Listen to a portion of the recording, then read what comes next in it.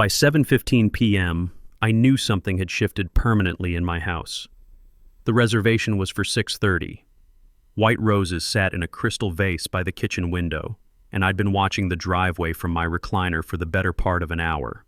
22 years of marriage teaches you to read the signs, and tonight felt like the end of something important. My name is Carl Hoffman. I'm 58 years old, and I've built a successful electrical contracting business from nothing over 3 decades. Started with a beat-up Ford van and a toolbox my father left me when he passed. Now I've got 23 employees, a fleet of trucks, and contracts with half the commercial developers in Toledo.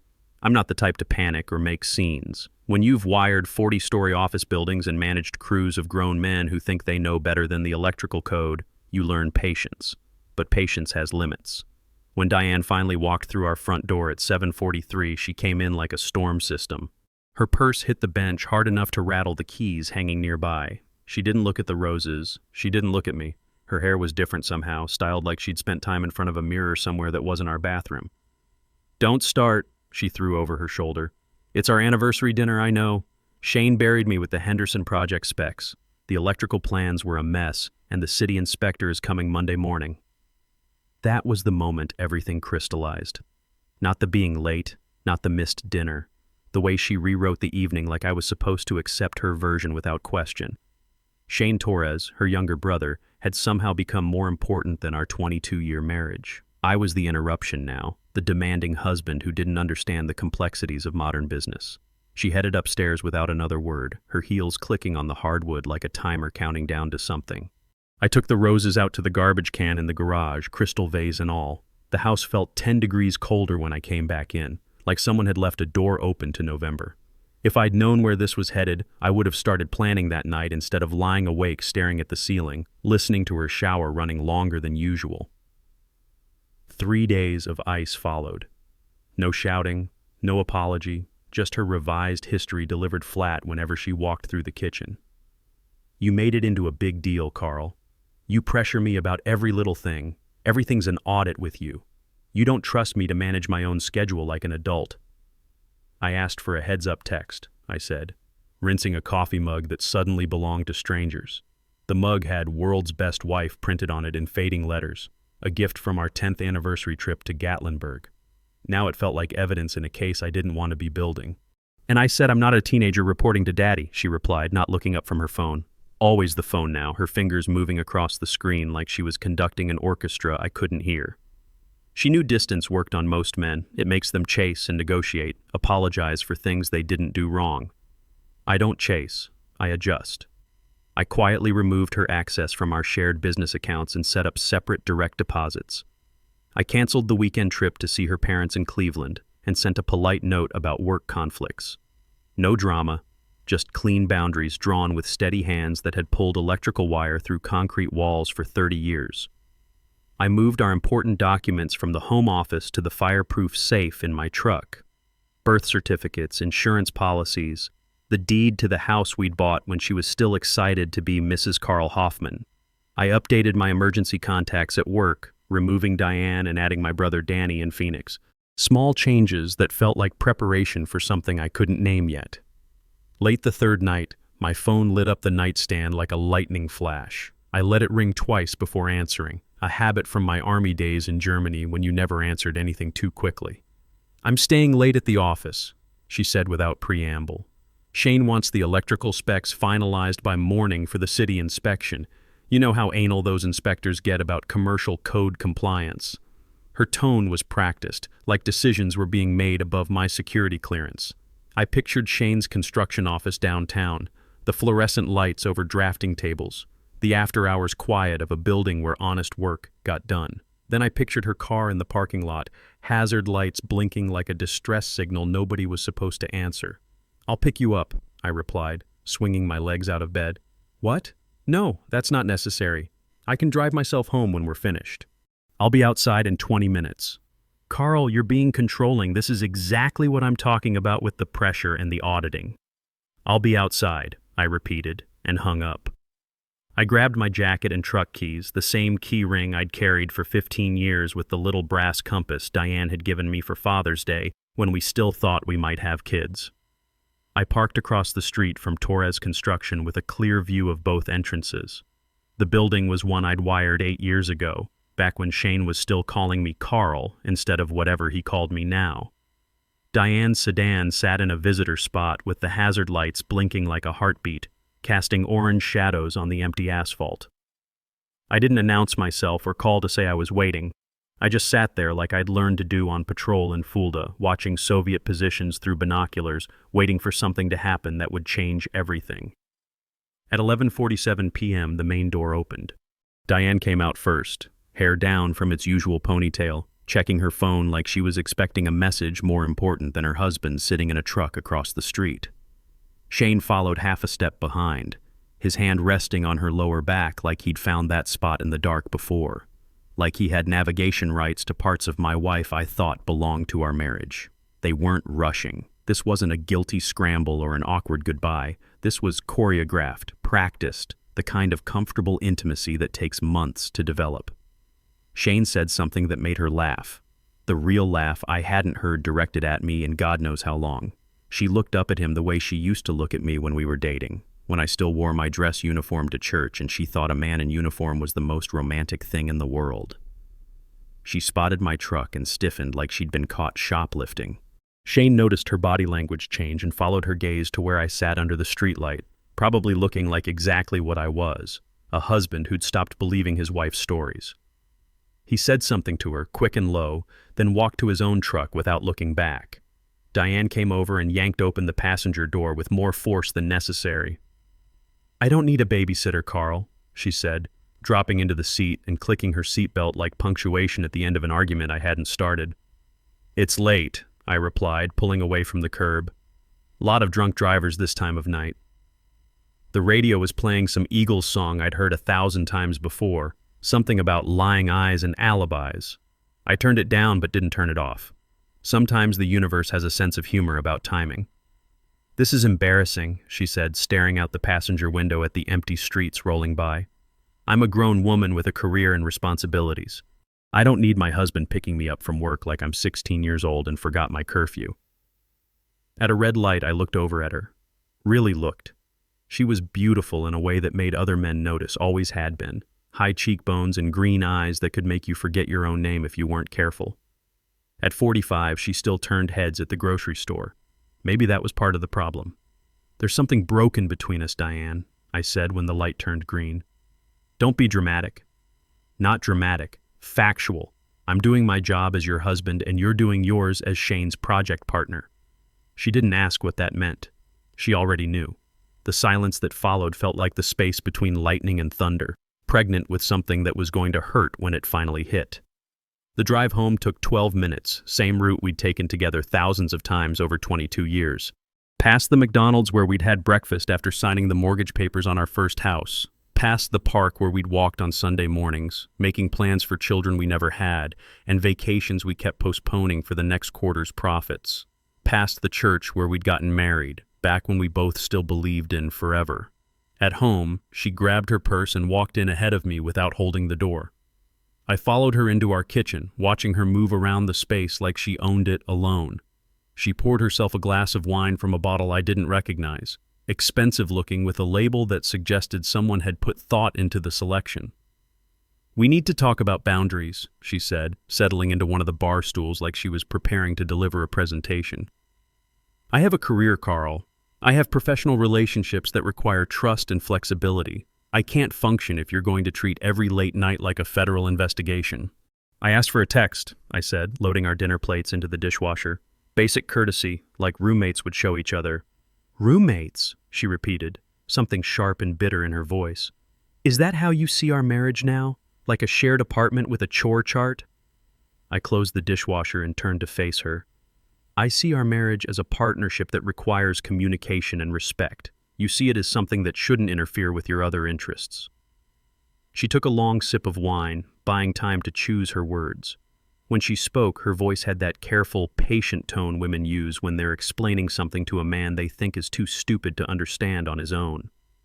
"Shane's business is expanding. He's bringing me in as a consultant on electrical projects because I understand both the technical side and the administrative requirements. It's an opportunity for me to build something meaningful, something that's mine instead of just being Mrs. Carl Hoffman, wife of the successful contractor. And this opportunity requires you to work until midnight 3 nights a week? Sometimes, yes. When there are deadlines and city inspections and crews waiting for specifications so they can keep working instead of standing around burning daylight at union wages.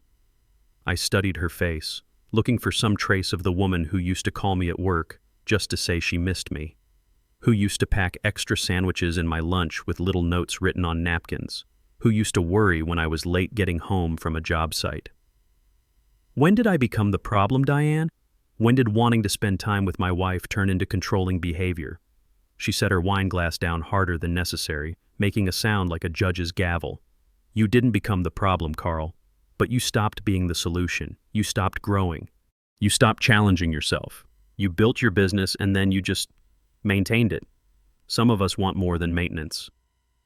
I let that hang in the air between us while I wiped down the counters, giving my hands something to do while my mind processed what she'd just said. After 30 years of building something from nothing, after putting her through college when her parents couldn't afford it, after buying this house and every stick of furniture in it, I was apparently insufficient. The crime wasn't cheating on me. The crime was being boring while she cheated on me. "Good night, Diane," I said, hanging up the dish towel on its hook. "I'll sleep in the guest room. You can have all the space you need to figure out what more you're looking for." I slept better that night than I had in months. The next morning, I drove her back to get her car. She sat in the passenger seat scrolling through emails, her thumb moving across the screen like she was conducting business that didn't include me. When we pulled into the Torres construction parking lot, she opened the door before I'd come to a complete stop. "You're not going to fix this with taxi service," she muttered, stepping out onto the asphalt. "Not trying to fix anything," I replied, "just gathering information." That's when Janet Cooper intercepted me in the parking lot. She was maybe 28, neat business dress, nervous energy that made her seem younger than she probably liked. She worked reception and admin for Torres Construction, the kind of employee who sees everything and says nothing until something forces her hand. "Mr. Hoffman?" she asked, glancing toward the building like the windows had ears. "I'm Janet Cooper. I work inside." "I know who you are, Janet. What can I do for you?" "Can we talk somewhere private?" "It's about your wife and Mr. Torres." "Something you need to see." I studied her for a moment. She had the look of someone who'd made a decision that scared her but felt necessary, like jumping into cold water because the building behind you was on fire. "There's a diner 2 blocks down, Mel's Place. Meet me there in 10 minutes. The diner was the kind of place that hadn't changed since Carter was president. Red vinyl booths, coffee that could strip paint, and a waitress who called everyone hon, whether they liked it or not. Janet chose a corner booth and didn't waste time on small talk. "I shouldn't be doing this," she started, her hands wrapped around a coffee cup like she was trying to warm her soul. "If this gets back to me, I'll lose my job. Maybe worse." "Then don't," I said, meaning it. "Whatever you're thinking about telling me, make sure you can live with the consequences." She swallowed hard, then reached into her purse and pulled out her phone. "But I can't watch it keep happening. Not when you seem like a decent man getting played by people who think they're smarter than everyone else." She slid the phone across the table and tapped play. Security footage, black and white, timestamp showing 10:23 p.m. from 2 nights before. The conference room at Torres Construction, the one with glass walls that Shane probably thought made his business look modern and transparent. Diane was in there, moving papers around like she was actually working on electrical specifications. Then Shane walked in behind her, casual as anything, and put both hands on her waist without hesitation or permission, like he'd done it 100 times before and knew exactly how she'd respond. She turned toward him and they kissed, not the awkward, guilty kiss of 2 people making a mistake. This was comfortable, practiced, the kind of intimate moment that belongs in a marriage, not a conference room after hours. When they separated, she smiled up at him the way she used to smile at me when we were young and everything felt possible. I watched the 45-second clip twice, counting details like an accident investigator, the way she leaned into him before he even touched her, how long his hands stayed on her body, the fact that neither of them looked around or acted like they were doing something wrong. This wasn't the beginning of an affair. This was the middle of one, maybe closer to the end. "How long?" I asked, sliding the phone back to Janet. Few months that I know of, maybe longer. He gives certain employees special projects, late hours, makes them feel chosen, like they're part of something important instead of just filing papers and answering phones. And when people complain, he calls it mentorship and professional development. Says people are jealous of success, that small minds can't understand big-picture business relationships. Janet took a shaky sip of her coffee. Your wife isn't the first, Mr. Hoffman. There was another woman last year worked for one of his subcontractors. When her husband started asking questions, Shane made sure she lost her job. Called it restructuring, but everyone knew what it was. Why tell me this, Janet? Why risk your job for a stranger? She looked out the window at the parking lot where normal people were living normal lives, going to work and coming home to families that weren't built on lies. Because you're not crazy, she said. I see you waiting in your truck sometimes. Your wife makes you think you're controlling and paranoid, but you're not. You're just married to someone who lies as easy as breathing. I pulled out my business card and wrote an email address on the back. Send copies of anything else you have to this address. Use a personal account, not the work system. And don't mention this conversation to anyone, not even friends you trust. What are you going to do? She asked, her voice barely above a whisper. Handle it properly, I replied, standing up to leave. And Janet, you did the right thing. That took courage.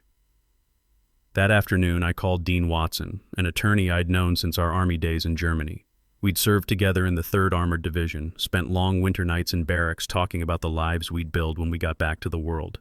Dean had kept his promise to himself, built a quiet family law practice in a brick building downtown, handled divorces and custody cases with the same methodical precision he'd used to maintain tank engines in Fulda. Carl, he said when I walked into his office, you look like a man with problems he didn't create. Need clean exit strategies, Dean, and protection for someone who stuck her neck out to tell me the truth.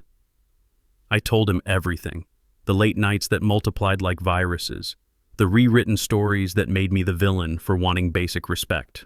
The footage Janet had shown me, the way Shane's hands moved on my wife like he had ownership papers. Dean listened without interrupting, taking notes on a yellow legal pad with the same careful handwriting he'd used to log maintenance schedules 35 years ago. No accusations yet, he said when I finished. Just documentation and preparation. What's your goal here, Carl? No public scenes, no dramatic confrontations that make me look like the jealous husband who couldn't control his woman. I want a clean divorce, fair division of assets, and consequences for the people who thought they could play me for a fool. Dean nodded, making more notes. I can work with that. We'll need more evidence first. Financial records, communication logs, patterns of behavior, but that footage gives us leverage most cheated husbands never get. Over the next week, I quietly reorganized my life like a man preparing for deployment. I moved our important documents from the home office to the fireproof safe in my truck. Birth certificates, insurance policies, the will we'd updated after buying the house, back when we still believed in forever. I updated my emergency contacts at work, removing Diane and adding my brother Danny in Phoenix. I canceled our joint membership at the country club where we'd celebrated anniversaries and business milestones, opened individual accounts at a different bank across town. I started eating lunch by myself instead of coming home, driving to job sites to check on crews and talk shop with men who understood the satisfaction of building something solid and permanent. Roy Jenkins, my foreman for 12 years, noticed the change but didn't pry. Roy had been through his own divorce, knew the signs of a marriage coming apart like he knew the symptoms of a failing electrical system. Diane noticed none of it. She was too busy with her project deadlines that kept her out until midnight 3 nights running. She'd come home smelling like different soap, her clothes wrinkled in ways that suggested she'd been somewhere that wasn't an office. When I'd kiss her goodnight, she'd turn her cheek instead of her lips, like I was an uncle at a family reunion instead of her husband of 22 years. The breaking point came on a Friday night. She walked in around 9 p.m. carrying a bottle of wine and wearing a smile that looked rehearsed, like she'd practiced it in her rearview mirror before coming into the house. I got us something nice, she announced, setting the bottle on the kitchen counter like evidence of her thoughtfulness. Thought we could start fresh, new patterns, new energy, maybe plan a vacation, just the two of us. I was loading the dishwasher, keeping my hands busy with tasks that had clear beginnings and endings. Fresh requires honesty on both sides, Diane. Here we go again with the accusations and the paranoia. I'm not paranoid, I replied, not looking up from the plates I was rinsing. Paranoid is when you think someone's out to get you without evidence. I've got evidence. She went very still. What are you talking about? I dried my hands on the dish towel, then turned to face her. I'm talking about Shane. I'm talking about late nights that aren't about work. I'm talking about the way you've checked out of this marriage while still sleeping in our bed. She opened the wine with hands that shook slightly, poured 2 glasses, and slid one toward me like a peace offering. I didn't take it. Carl, I'm tired. I'm carrying extra responsibilities to help Shane's business grow. I'm trying to build something meaningful for myself instead of just being the contractor's wife who shows up to Christmas parties and charity auctions.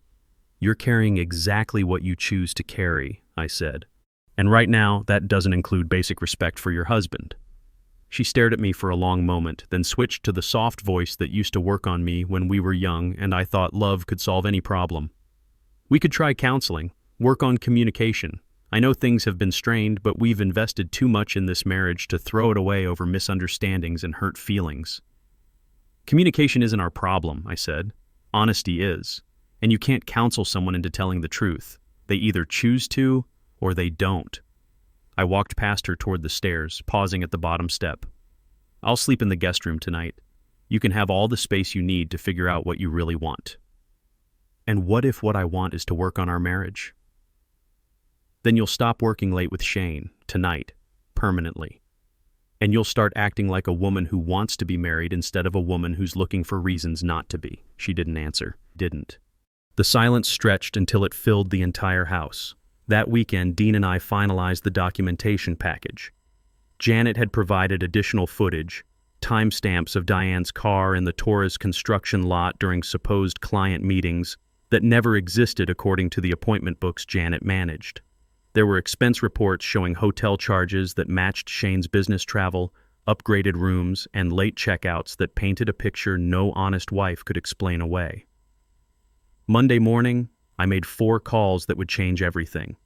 1 to my divorce attorney to file papers, 1 to the Better Business Bureau to report fraudulent billing practices at Torres Construction, 1 to 3 of Shane's biggest clients, men I'd known for years through electrical work, letting them know they might want to review their recent invoices for accuracy, and 1 to Janet, offering her a job at Hoffman Electric starting the following Monday.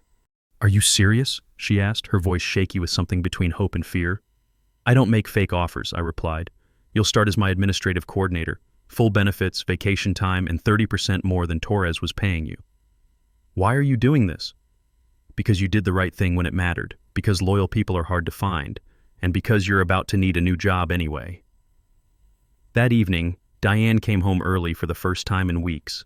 She found me in the kitchen, reading through the divorce papers Dean had prepared. Her face went through several colors when she saw the legal documents spread across the breakfast bar. What is that? She asked, though her expression said she already knew. I turned my laptop screen toward her and pressed play on the security footage Janet had sent me. The conference room, the kiss, the way Shane's hands moved on her body like he'd been given a guided tour. Diane went white, then red, then white again. Then, she opened her mouth but no sound came out for nearly 10 seconds. Carl, I can explain. Explanations are for people who made mistakes, I said. This was a choice, multiple choices over multiple months. She reached toward me like she could somehow grab the air between us and pull it back to how things used to be. It's not what you think. It's a video, Diane. It doesn't think anything. It just shows what happened. The dishwasher hummed in the background like the only honest sound in the room. Who showed you this? She finally asked. Someone with more integrity than you or your brother. You're going to destroy everything we built. We didn't build this, I replied. You and Shane did. I just documented it. The next phase required one more conversation. I drove to Shane and Kelly's house Saturday afternoon, a brick colonial in the newer development where success meant bigger lawns and smaller problems. The front door was open, and I could hear voices from inside that suggested the conversation I needed was already in progress. Who is Janet Cooper? Kelly Torres was demanding, her voice carrying the sharp edge of a woman who'd found evidence she didn't want to understand. And why are there locked calendar entries every Tuesday night that don't show up on the office schedule? You're reading into things that aren't there, Shane replied, his voice tight with the kind of control that comes from practice. This is work stuff, Kelly, complicated project management that requires discretion. Don't you dare, Kelly shot back. Don't you use my own sister's marriage to hide whatever this is." I stepped through the open door but stayed by the entrance. "Evening, folks." Kelly turned toward me, her face a mixture of confusion and growing horror. "Carl, thank God. Maybe you can talk sense into Shane about these mysterious work meetings with your wife." Shane moved closer to me like proximity would somehow intimidate a man who'd spent 30 years climbing electrical towers and managing crews who could bench press trucks. "You need to leave my house." Kelly asked a question, I said, not moving. "She deserves an answer." "Tell her what?" Shane demanded, his jaw tight with the kind of anger that comes from being cornered by someone who used to respect you. "About the footage," I replied. "Security cameras, Kelly. Conference room at Torres Construction. Timestamps going back months." I pulled out my phone and showed her the same clip that had shattered my own illusions. Kelly watched it twice, her face changing from confusion to understanding to the kind of disgust that comes from realizing you've been defending someone who didn't deserve your loyalty. "How long?" she asked, her voice barely above a whisper. "Long enough to establish a pattern," I answered. "Long enough to prove this wasn't a moment of weakness, this was a relationship." Shane tried to push past me toward the door, but I stepped slightly aside and let him walk into empty space. There are moves that only work if people still react to your presence the way they used to. "Kelly," I said quietly, "you deserve to know the truth." She nodded through tears that were just beginning. "Thank you for telling me." The divorce was finalized 90 days later. Clean split of assets, no alimony since she'd destroyed the marriage contract through infidelity. Shane lost his business when 3 major clients pulled their contracts following billing audits that revealed systematic overcharges. Kelly divorced him within 6 months and moved back to her maiden name. Janet turned out to be the best hire I'd made in years. She had a gift for organization and the backbone to tell contractors when they were trying to cut corners on safety codes. Within a year, she'd streamlined our office operations so effectively that I could spend more time on job sites instead of drowning in paperwork. At 58, I learned that starting over isn't the end of the world, it's just the beginning of a better one. When you stop wasting energy on people who don't deserve your loyalty, you discover how much strength you actually have left for those who do.